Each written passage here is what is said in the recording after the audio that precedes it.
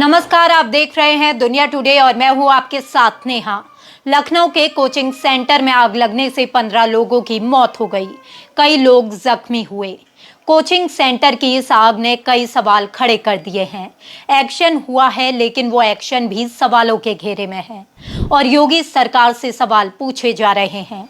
योगी राज में अवैध बिल्डिंग चलती रहती हैं।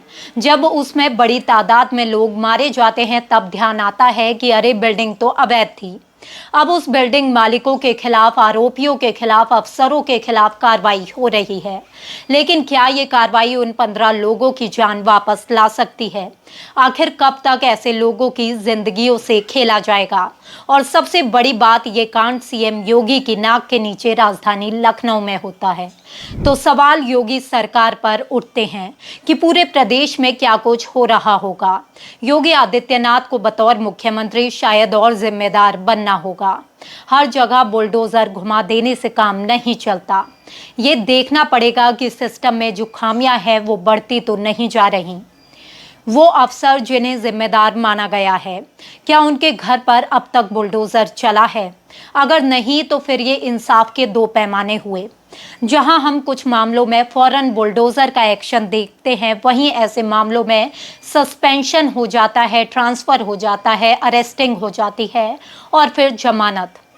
लखनऊ के इस कांड ने पूरे देश को हिला दिया है और योगी सरकार पर कई गंभीर सवाल खड़े कर दिए हैं। अब इस पूरे मामले में एक और चौंकाने वाली जानकारी सामने आई है, जिसने प्रशासन और सिस्टम की कार्यप्रणाली पर कई बड़े सवाल खड़े कर दिए हैं। बताया जा रहा है कि जिस इमारत में ये भीषण अग्निकांड हुआ, उसके खिलाफ साल 2016 में अवैध निर्माण को लेकर ध्वस्तीकरण यानी गिराने का आदेश जारी किया गया था। लेकिन हैरानी की बात यह है कि 2 महीने से भी कम समय के भीतर यह आदेश वापस ले लिया गया और इमारत पर कोई कार्रवाई नहीं हुई। अब सवाल उठ रहे हैं कि आखिर ऐसा क्या हुआ कि जिस भवन को अवैध मानकर गिराने का आदेश दिया गया, उसे बाद में राहत कैसे मिल गई? अगर उस समय नियमों के अनुसार कार्रवाई हो जाती तो क्या आज 15 परिवारों को अपने बच्चों को खोने का दर्द झेलना पड़ता? यही वजह है कि अब इस हादसे के साथ साथ पुराने दस्तावेज और प्राधिकरण की भूमिका भी जांच के घेरे में आ गई है। दरअसल ये दर्दनाक हादसा लखनऊ के अलीगंज इलाके में हुआ, जहां एक बहुमंजिला इमारत में अचानक भीषण आग लग गई। इस इमारत में coaching centre, animation training centre और गेमिंग जोन संचालित किया जा रहा था। आग इतनी तेजी से फैली कि ऊपर की मंजिलों पर मौजूद छात्र बाहर निकल ही नहीं पाए। हादसे में 15 छात्रों की मौत हो गई, जबकि कई अन्य छात्र गंभीर रूप से झुलस गए। जान बचाने के लिए कुछ छात्रों ने इमारत से छलांग लगा दी, जिसमें से कई अस्पताल में जिंदगी और मौत के बीच जूझ रहे हैं। प्रारंभिक जांच में आग लगने की वजह शॉर्ट सर्किट या एसी के कंप्रेसर में विस्फोट को माना जा रहा है। हालांकि अभी इसकी आधिकारिक पुष्टि नहीं हुई है।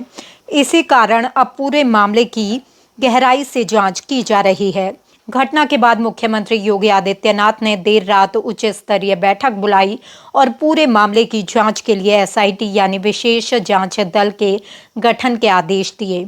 एसआईटी को 7 दिनों के भीतर अपनी रिपोर्ट सौंपने को कहा गया है। इधर फॉरेंसिक टीम और एसआईटी ने मौके पर पहुंचकर जांच शुरू कर दी है। पूरी इमारत को सील कर दिया गया है और अंदर से सबूत जुटाए जा रहे हैं। जांच एजेंसियां ये पता लगाने की कोशिश कर रही हैं कि आखिर आग इतनी तेजी से कैसे फैली और सुरक्षा मानकों में कहां-कहां लापरवाही हुई। सरकार ने इस मामले में कार्रवाई भी शुरू कर दी है। 4 अधिकारियों को तत्काल प्रभाव से निलंबित कर दिया गया है। इसमें बिजली विभाग, फायर विभाग और लखनऊ विकास प्राधिकरण के अधिकारी शामिल हैं। प्रशासन का कहना है कि जांच रिपोर्ट आने के बाद अन्य जिम्मेदार लोगों पर भी कार्रवाई हो सकती है। वहीं पुलिस ने भी तेजी दिखाते हुए इमारत के मालिक, पेट शॉप संचालक, एनिमेशन सेंटर संचालक और एक किराएदार समेत 4 लोगों को गिरफ्तार कर लिया है। 2 अन्य आरोपियों की तलाश अभी भी जारी है। पुलिस ने कई गंभीर धाराओं में मुकदमा दर्ज किया है और पूरे मामले की जांच कर रही है।